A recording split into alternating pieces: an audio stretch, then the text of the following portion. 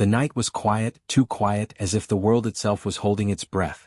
The stars above were sharp and bright, piercing through the thin fabric of the tent like tiny needles of light. He sat cross-legged on the ground, a half-empty can of beans in one hand and a flickering flashlight in the other.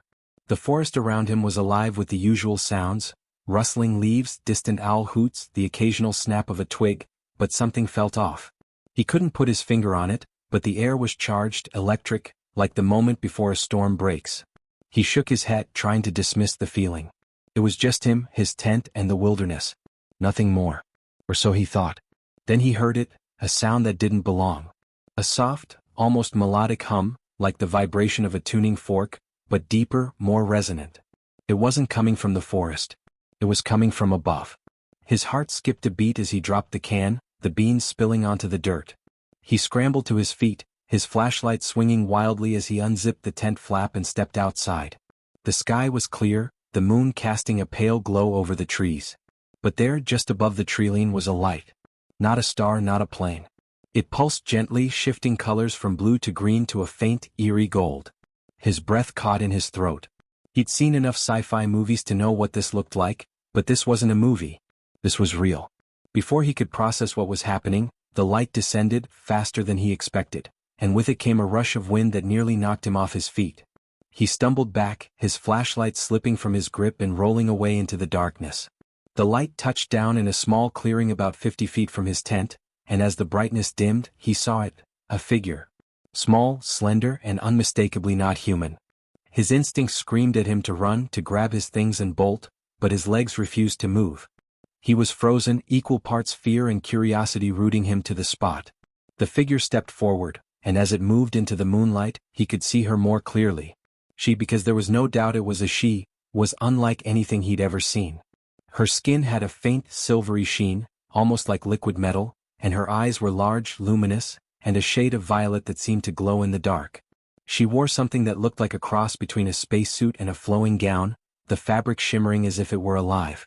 But what struck him most was her expression. She looked scared, vulnerable. Her gaze darted around the clearing, and when her eyes finally landed on him, she froze just as he had. For a long moment they just stared at each other, the silence between them heavy and unbroken. Then she took a hesitant step forward, her hands raised in what he could only interpret as a gesture of peace. "Please," she said, her voice soft but clear, though it had an otherworldly quality to it, like it was echoing from somewhere far away. "I need help." He blinked, his mind struggling to catch up. An alien. An actual alien was standing in front of him, asking for help. This wasn't how his camping trip was supposed to go. He opened his mouth to respond, but no words came out. What do you even say in a situation like this? What kind of help?" he finally managed, his voice cracking. She hesitated, glancing over her shoulder as if she expected someone, or something, to appear at any moment. "Shelter," she said quickly. "Just for a little while. I can't stay out here. They'll find me." He didn't know who they were, but the urgency in her voice was enough to make his stomach twist. He looked back at his tent, then at her, then at the tent again. This was insane. Letting an alien into his tent? What if she was dangerous? What if this was some kind of trap? But as he looked at her, really looked at her, he couldn't shake the feeling that she was telling the truth. She wasn't a threat. She was scared just like he was. "Okay," he said finally, his voice barely above a whisper. "You can stay. But just for a little while." Relief washed over her face and she nodded quickly. "Thank you," she said, her voice trembling. "You don't know what this means to me." He led her to the tent, his mind racing with 1,000 questions. Who was she? Where did she come from? And what, or who, was she running from? But as he unzipped the tent flap and motioned for her to go inside, he pushed those questions aside. There would be time for answers later. Right now, all that mattered was keeping her safe. As she stepped inside, he couldn't help but notice how out of place she looked in the small, cramped space. Her presence seemed to fill the tent, and the air around her hummed with a strange, almost magnetic energy. He followed her in, zipping the flap shut behind them, and for a moment they just sat there, the silence between them thick and heavy. He wanted to say something to break the tension, but before he could, she spoke. "You're wondering why I'm here," she said, her voice soft but steady. "Why I came to you." He nodded, not trusting himself to speak. She took a deep breath, her luminous eyes locking onto his. "It's because of what's coming," she said. "Something terrible. And you, You're the only one who can stop it. His blood ran cold. Me? Why me? She leaned forward, her expression deadly serious. Because they've been watching you. For a long time. And they think you're the key. Before he could respond, a loud, deafening roar split the night, shaking the ground beneath them. She flinched, her eyes widening in fear. They're here, she whispered. They found me. He felt his heart pounding in his chest, his mind racing. Who were they? What did they want? And why did they think he was the key to stopping them? But there was no time to think. The roar came again, closer this time, and he knew they had to move. No. Stay close to me, he said, his voice firm despite the fear coursing through him. We'll get out of this. Together. She nodded, her eyes filled with a mixture of fear and gratitude. But as they prepared to leave the tent, he couldn't shake the feeling that this was only the beginning. Whatever was coming, whatever she was running from, it was bigger than both of them. And he had no idea if they were ready to face it. The roar came again, closer still, and he knew they were out of time. He reached for the tent flap, his hand trembling, and took a deep breath. Whatever was out there, they would face it together. But as he stepped outside into the cold, dark night, he couldn't help but wonder, would they survive? The moment they stepped out of the tent, the world seemed to shift. The forest, once familiar and almost comforting in its darkness, now felt alien and menacing. The trees loomed taller, their shadows stretching like claws across the ground. The air was thick with tension, and every sound, every rustle of leaves, every snap of a branch, felt like a warning. He gripped the flashlight tightly, though its beam seemed pitifully weak against the oppressive darkness. She stayed close, her presence both reassuring and unnerving. Her silvery skin caught the faint light, making her seem almost ethereal, like a ghost or a figment of his imagination. But she was real. And so was whatever was out there. We need to move, she whispered, her voice barely audible over the pounding of his heart. They're close. He nodded, though his legs felt like lead. Which way? He asked, his voice cracking. She hesitated, her luminous eyes scanning the trees. Away from the sound, she said finally. But we can't go too far. There's something you need to see. He wanted to ask what she meant, but there was no time. The roar came again, closer now, and it was unlike anything he'd ever heard. It was deep and guttural, but there was something almost mechanical about it, like the growl of an engine mixed with the snarl of a beast. His stomach churned. Whatever was making that sound, it wasn't natural. They started moving, picking their way through the underbrush as quickly and quietly as they could. Every step felt like a gamble, every breath a risk. He kept glancing over his shoulder, half expecting to see something, or someone, emerging from the shadows. But the forest remained eerily still, as if it were holding its breath, waiting for something to happen. After what felt like an eternity, she stopped, holding up a hand to signal him to do the same. They were in a small clearing, the moonlight casting a pale glow over the grass. She knelt down, her fingers brushing against the ground, and he noticed something he hadn't before, a faint, almost imperceptible pattern etched into the dirt. It looked like a series of interconnected circles and lines, too precise to be natural. What is that? He asked, his voice barely above a whisper. A marker, she said, her tone grim. It's a warning. And a map. He frowned, crouching down beside her. A map to what? She didn't answer right away. Instead, she traced the lines with her fingers, her touch light but deliberate. As she did, the pattern began to glow faintly, a soft blue light emanating from the grooves in the dirt. He stared, his mouth dry. This wasn't just some random carving. This was something else. Something beyond his understanding. This is where it begins, she said finally, her voice low and urgent. Where they've been watching. Where they've been waiting. He felt a chill run down his spine. Who are they? He asked, though he wasn't sure he wanted to know the answer. She looked at him, her violet eyes filled with a mixture of fear and determination. They're called the Veil, she said. And they've been here for a long time. Longer than you can imagine. He swallowed hard, his mind racing. The Veil. The name sent a shiver through him, though he couldn't say why. Felt wrong, like a word that shouldn't exist. What do they want? He asked, though he already had a sinking feeling he knew the answer. You, she said simply. Or rather, what you represent. He shook his head, confusion and fear warring within him. I don't understand. I'm nobody. Just some guy camping in the woods. Why would they care about me? She hesitated, her gaze dropping to the glowing pattern on the ground. It's not about who you are, she said slowly. It's about what you could become. They've been watching you, studying you. They think you're special. He laughed, though there was no humor in it. Special? Meh. You've got the wrong guy. I'm just ordinary. She looked at him again, her expression softening. You don't see it, she said. But I do. There's something about you. Something they want. And if they get it, she trailed off, her eyes filling with a sadness that made his chest ache. If they get it, what? He pressed, though he wasn't sure he wanted to know. She took a deep breath, her voice trembling. If they get it, they'll destroy everything. Not just here. Everywhere. He felt the weight of her words settle over him, heavy and suffocating. This wasn't just about him. This was bigger than him. Bigger than anything he could have imagined. What do I do? He asked, his voice barely above a whisper. She reached out, her hand brushing against his. Her touch was cool, almost electric, and it sent a jolt through him. You fight, she said simply. You fight for what's right. For what's yours. For what's ours. He wanted to argue, to tell her she was wrong, that he wasn't the person she thought he was. But something in her eyes stopped him. There was a fire there, a determination that he couldn't ignore. And for the first time he felt a spark of something he hadn't felt in a long time. Oh. Before he could say anything, the roar came again, closer than ever. She tensed, her grip on his hand tightening. We need to go, she said urgently. Now. He nodded, though his legs felt like they might give out at any moment. They started moving again, the forest closing in around them like a living, breathing thing. The air was thick with the scent of pine and earth, but there was something else too, something metallic, almost like blood. It made his stomach churn. As they ran, he couldn't shake the feeling that they were being watched. The trees seemed to lean in, their branches twisting like grasping fingers.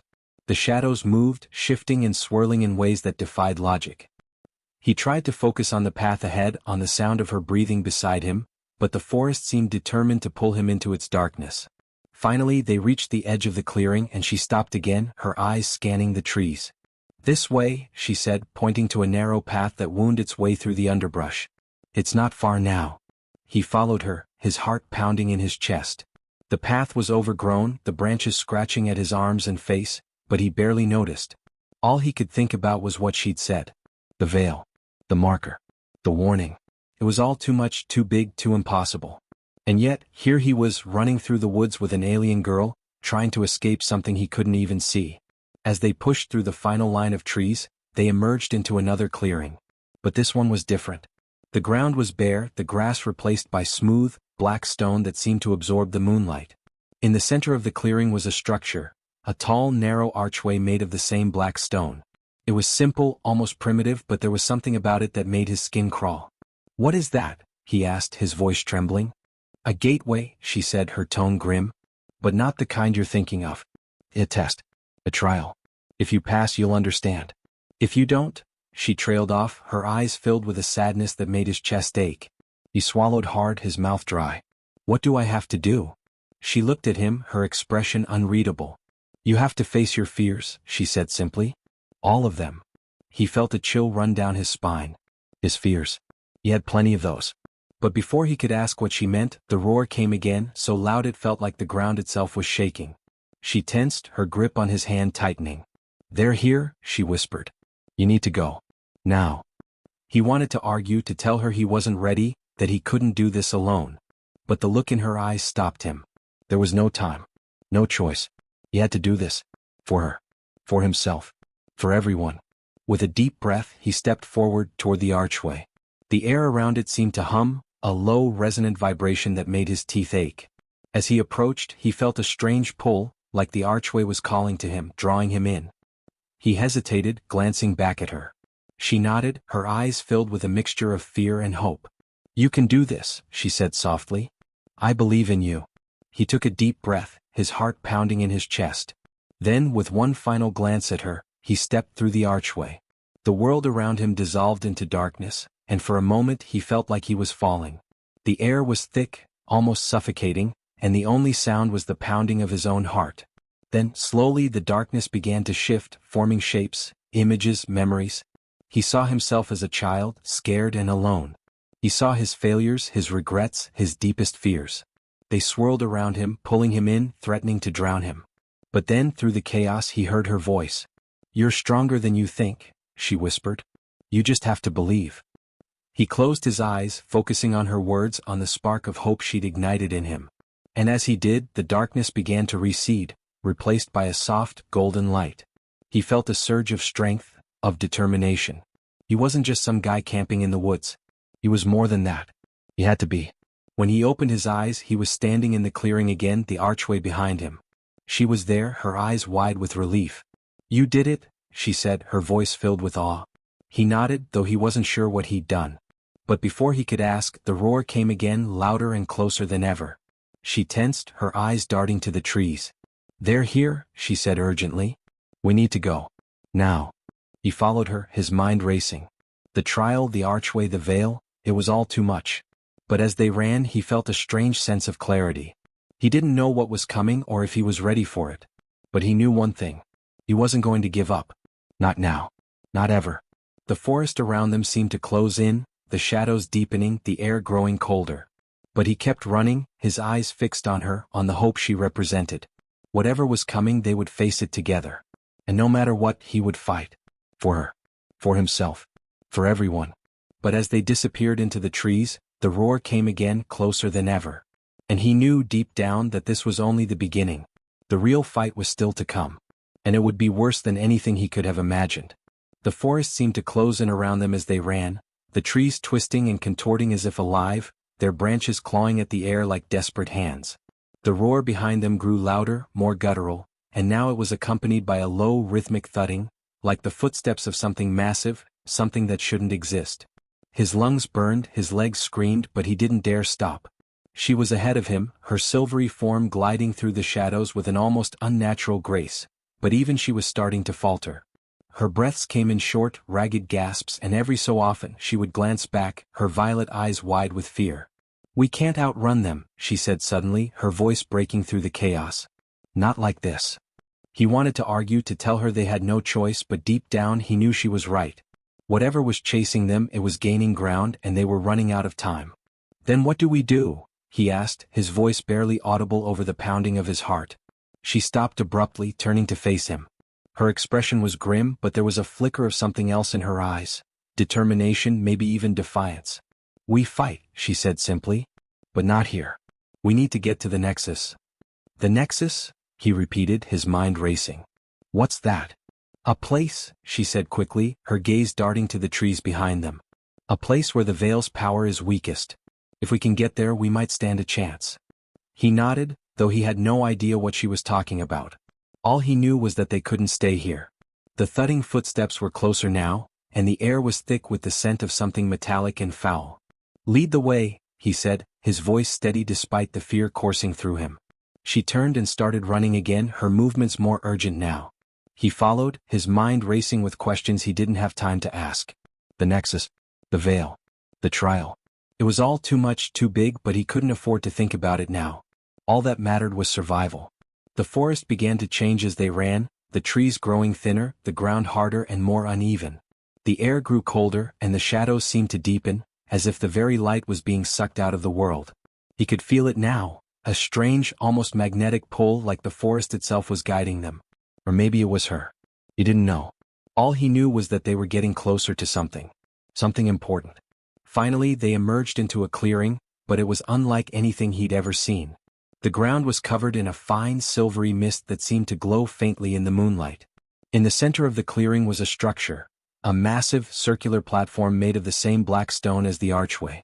It was covered in intricate carvings, symbols that seemed to shift and change as he looked at them, as if they were alive. And standing in the center of the platform was a figure. He froze, his heart skipping a beat. The figure was tall and slender, its body covered in a dark, shimmering armor that seemed to absorb the light. Its face was hidden behind a smooth, featureless mask, but he could feel its gaze on him, cold and unyielding. The air around it seemed to hum with a low, resonant vibration, and he realized with a sinking feeling that this was one of them. One of the Veil. She stepped forward, her body tense, her eyes locked on the figure. "Stay behind me," she said, her voice low and urgent. He wanted to argue, to tell her he wasn't going to let her face this alone, but before he could speak, the figure moved. It was fast, faster than anything he'd ever seen. One moment it was standing on the platform, and the next it was right in front of them, its hand reaching out toward her. She reacted instantly, her body glowing with a soft, silvery light as she raised her hands, a barrier of energy forming between them and the figure. The impact was deafening, a shockwave of force that sent him stumbling back. He caught himself just in time, his eyes wide with shock as he watched the two of them, her and the figure, locked in a deadly struggle. The air around them crackled with energy, the ground beneath their feet trembling as if it might split apart at any moment. "Run," she shouted, her voice strained. "Get to the Nexus. I'll hold it off." He shook his head, his mind racing. "I'm not leaving you." "You have to," she said, her voice breaking. "If you don't, everything we've fought for will be for nothing." He hesitated, his heart torn. He didn't want to leave her, couldn't leave her, but he knew she was right. If he didn't get to the Nexus, whatever that was, they were both dead. And so was everyone else. With a deep breath, he turned and started running toward the platform, his legs moving almost of their own accord.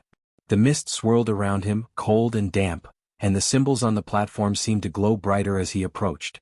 He could feel it now, the pull, the energy. It was almost overwhelming, but he forced himself to keep going, to push through the fear and the doubt. As he reached the platform, he felt a sudden, sharp pain in his chest, like something was trying to tear him apart from the inside. He stumbled, falling to his knees, his vision blurring. The symbols around him seemed to come alive, swirling and shifting, forming patterns he couldn't understand. And then, just as suddenly as it had started, the pain stopped. He looked up, his breath coming in short, ragged gasps. The platform was glowing now, the light so bright it was almost blinding. And in the center of the light he saw something, a shape, a figure. It was her. But not the her he knew. This was something else, something more. Her body was surrounded by a soft, golden light, and her eyes were filled with a power he couldn't comprehend. "You made it," she said, her voice echoing in his mind. "Now it's up to you."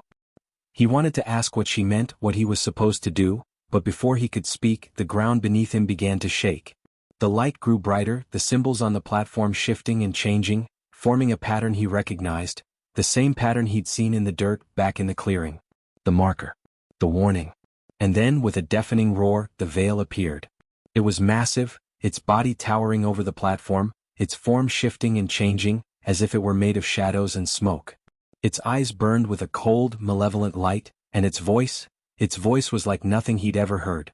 It was deep and resonant, but there was something wrong about it, something that made his skin crawl.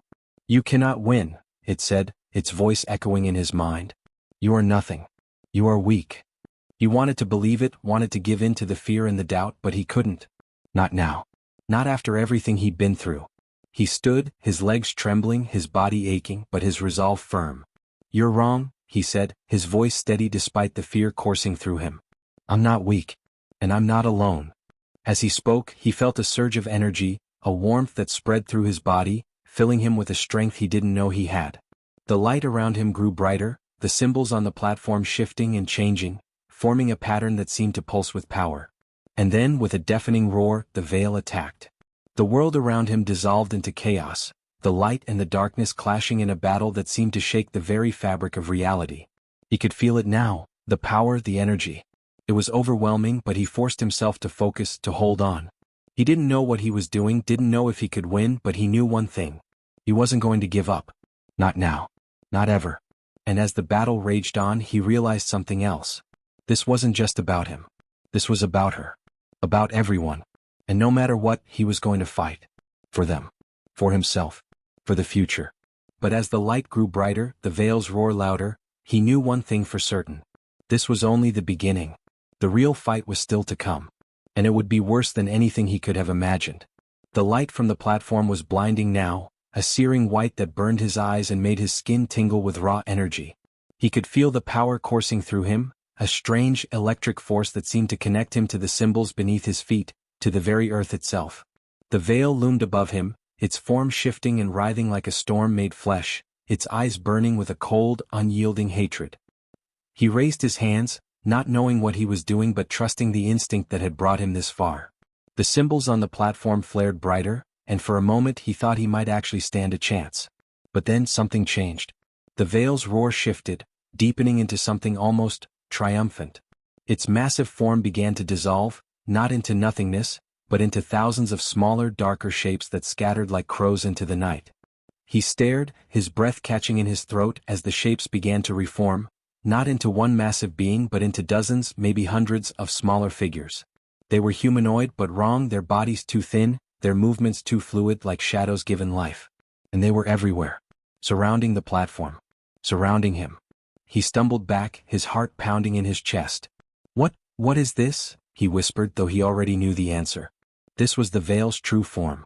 Not a single entity but a legion. A swarm. She was still fighting, her body glowing with that same golden light, but even she seemed overwhelmed. The smaller Veil creatures moved like a wave, crashing against her defenses, their claws and teeth scraping against the barrier of energy she had created. He could see the strain on her face, the way her body trembled with the effort of holding them back. And he knew deep down that she couldn't keep this up forever. "You have to go," she shouted, her voice barely audible over the cacophony of snarls and hisses. "The Nexus, it's the only way." He shook his head, his mind racing. "I'm not leaving you." "You have to," she said, her voice breaking. "If you don't, they'll take you. And if they take you, it's over. For all of us." He wanted to argue, to tell her he wouldn't abandon her, but the look in her eyes stopped him. There was no fear there, only determination. And something else, something that made his chest ache. Resignation. She knew she wasn't going to make it out of this. And she was okay with that. As long as he did. The realization hit him like a punch to the gut. He couldn't let this happen. He couldn't lose her. Not now.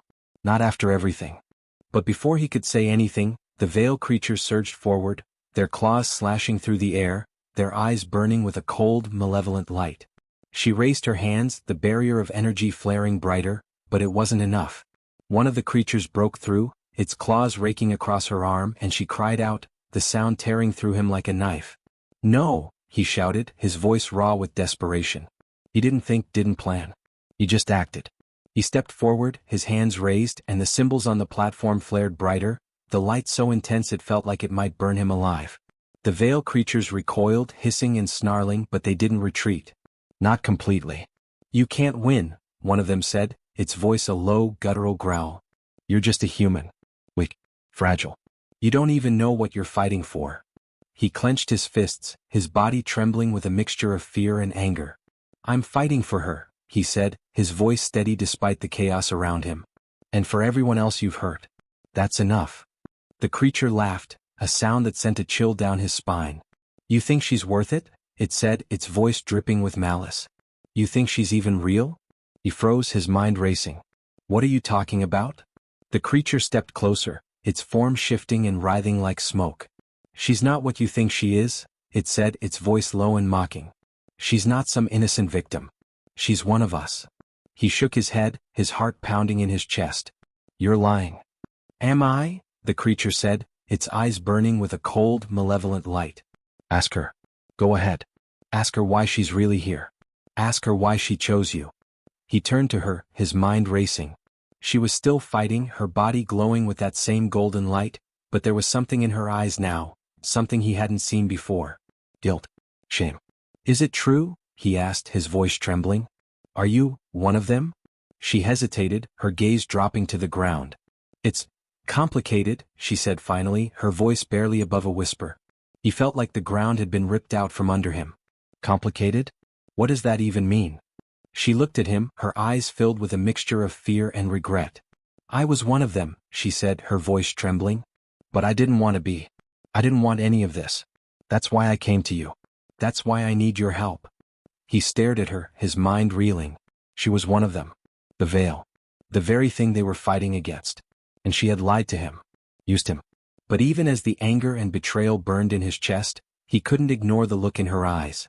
The pain. The desperation. She wasn't lying about that. She needed him. And despite everything, he still needed her.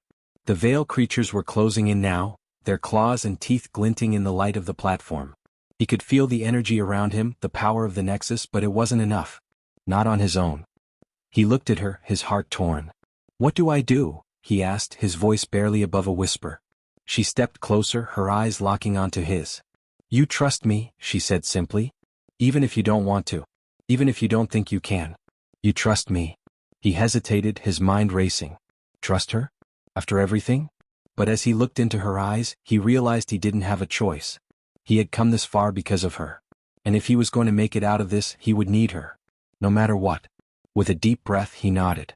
"Okay," he said, his voice steady despite the fear coursing through him. "I trust you." She smiled, a small, sad smile that made his chest ache.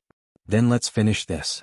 As she spoke, the symbols on the platform flared brighter, the light so intense it felt like it might burn them both alive. The veil creatures recoiled, hissing and snarling, but they didn't retreat. Not completely. And as the light grew brighter, he realized something else. This wasn't just about fighting them off. This was about something bigger. Something deeper. The Nexus wasn't just a place. It was a weapon. And they were standing right in the middle of it. But as the light grew brighter, the veils roared louder, he knew one thing for certain. This was only the beginning. The real fight was still to come. And it would be worse than anything he could have imagined.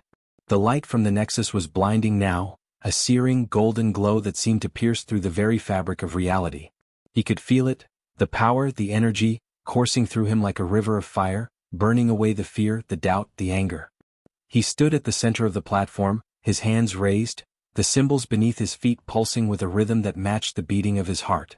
She was beside him, her body glowing with that same golden light, her eyes locked on the veil creatures that surrounded them. They were close now, so close he could see the cold, malevolent light in their eyes, the way their claws twitched with anticipation. But he wasn't afraid. Not anymore. Now, she shouted, her voice cutting through the chaos. Do it now. He didn't hesitate. He couldn't. With a deep breath, he focused all his energy, all his will, on the symbols beneath his feet. The light flared brighter, the air around them crackling with energy, and for a moment, everything seemed to stop. The veil creatures froze, their forms writhing and twisting as if caught in a sudden violent wind. And then, with a deafening roar, the light exploded outward, a wave of pure energy that swept through the clearing like a tidal wave. The impact was instantaneous. The veil creatures were thrown back, their forms dissolving into shadows and smoke as the light consumed them. The air was filled with their screams, a cacophony of sound that made his ears ring and his stomach churn. But he didn't stop. He couldn't. He poured everything he had into the light, into the energy, until it felt like his body might shatter from the strain. And then, just as suddenly as it had begun, it was over. The light faded, the symbols on the platform dimming to a soft, golden glow. The clearing was silent, the air thick with the scent of ozone and burnt earth. He dropped to his knees, his body trembling with exhaustion, his breath coming in short, ragged gasps. She was beside him, her hand on his shoulder, her eyes wide with relief. You did it, she said, her voice barely above a whisper. You actually did it. He looked at her, his mind still reeling from what had just happened. Is it over? He asked, his voice trembling. She hesitated, her gaze darting to the edges of the clearing. I think so, she said finally. The veil, they're gone. For now. He nodded, though he wasn't sure he believed it. It had all happened so fast, so violently, that it was hard to process. But as he looked around the clearing at the empty, silent forest, he realized she was right. The veil was gone. They had won. But as the relief began to settle over him, he noticed something else. Something that made his blood run cold. She was fading. Her body, once glowing with that same golden light, was now dim, almost translucent. He could see through her, see the trees and the sky behind her, and it made his chest ache with a fear he couldn't name.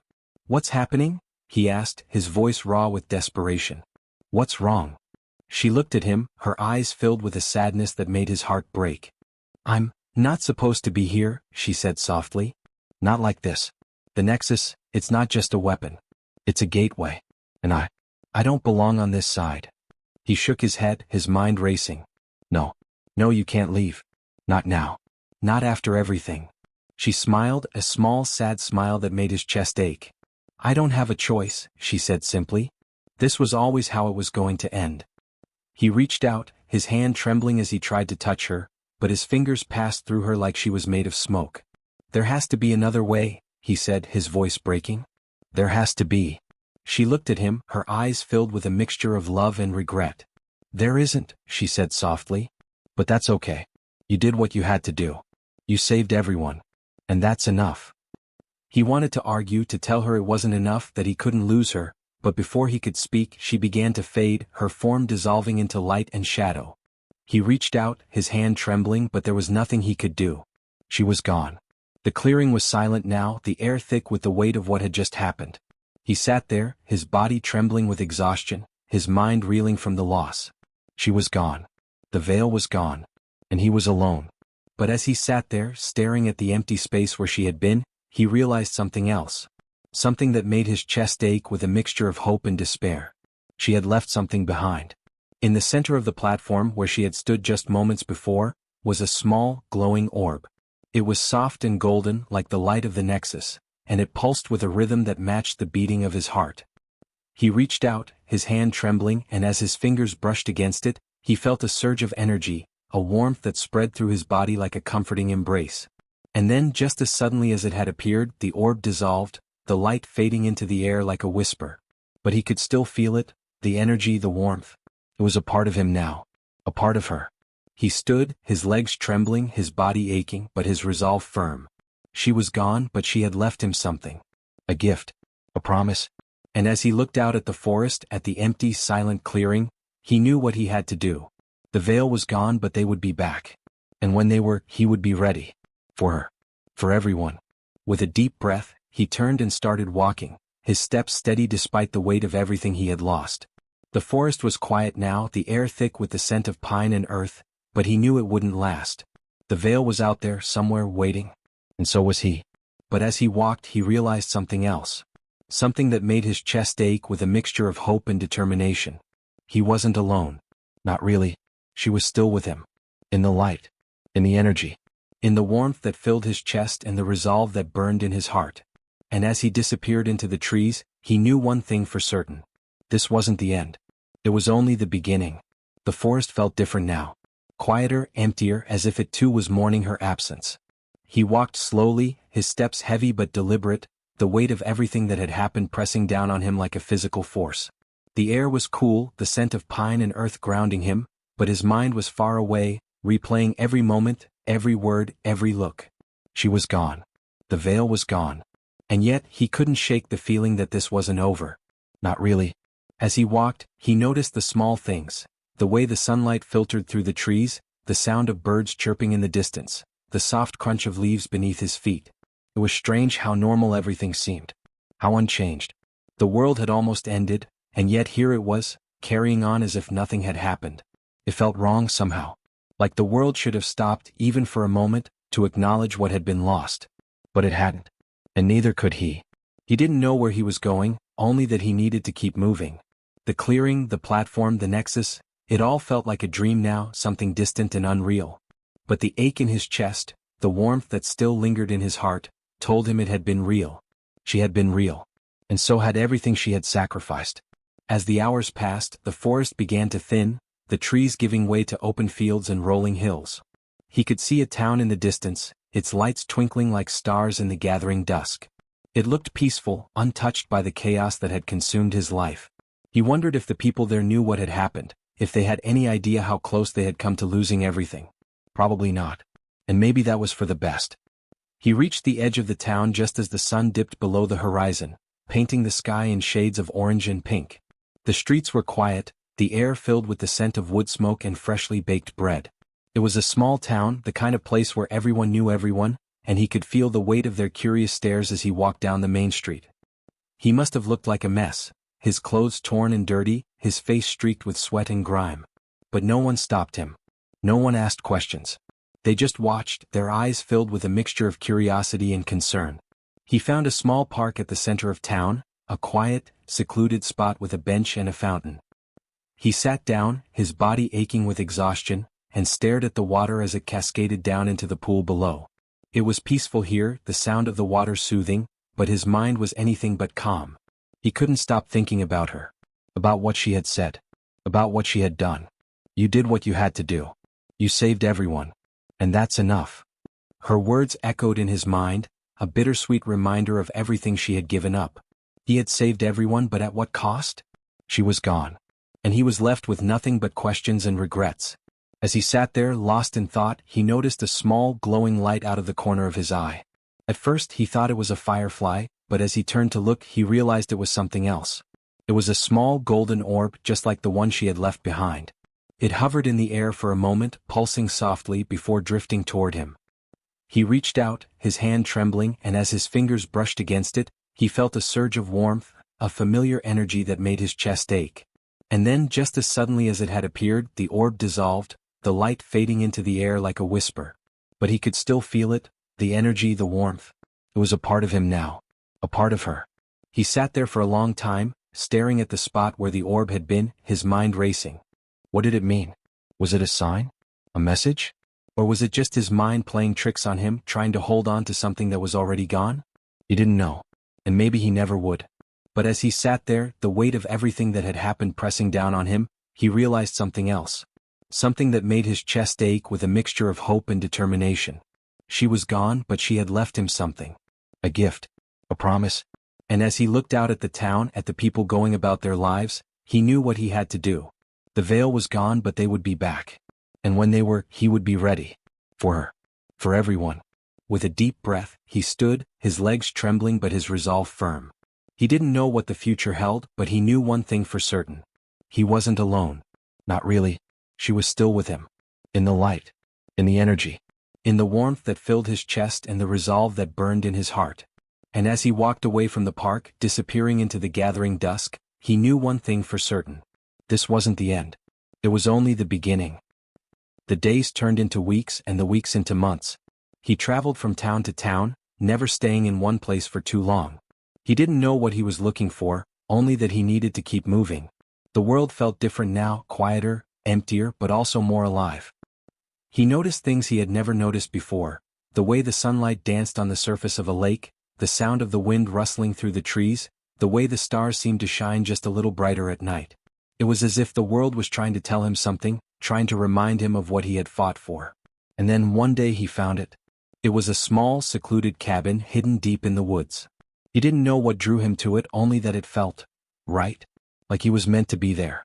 The cabin was old, its wooden walls weathered and worn, but it was sturdy, solid.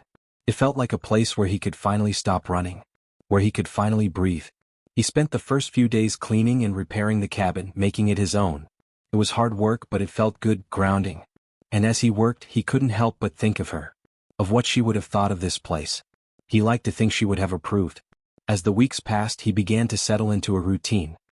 He would wake up early, just as the sun was rising, and spend the morning tending to the small garden he had planted. In the afternoons, he would explore the woods, always on the lookout for signs of the veil. And at night, he would sit by the fire, staring into the flames, his mind wandering to the past, to the future, to everything in between. But no matter how much time passed, he couldn't shake the feeling that something was coming. That the veil wasn't truly gone. And he was right. One night, as he sat by the fire, he felt it, a familiar pull, a surge of energy that made his chest ache. He stood, his heart pounding, and stepped outside. The night was quiet, the air thick with the scent of pine and earth. And then, just as suddenly as it had begun, the energy faded, leaving him standing there, alone in the darkness. But he knew. They were coming. And when they did, he would be ready. The years passed and the world changed. The towns grew, the forests thinned, but the cabin remained the same. A quiet, secluded spot where he could watch and wait. He didn't know how much time had passed, only that he was still here. Still waiting. And then one day it happened. He was in the garden, tending to the plants, when he felt it, a surge of energy, a warmth that filled his chest and made his heart ache. He stood, his hands trembling, and turned to look. And there, standing at the edge of the woods, was a figure. Small, slender, and unmistakably familiar. She looked different now, her silvery skin glowing softly in the sunlight, her violet eyes filled with a mixture of fear and hope. But it was her. It was really her. He didn't know what to say, what to do. He just stood there, staring at her, his mind racing. And then, finally, he spoke. "You're back," he said, his voice trembling.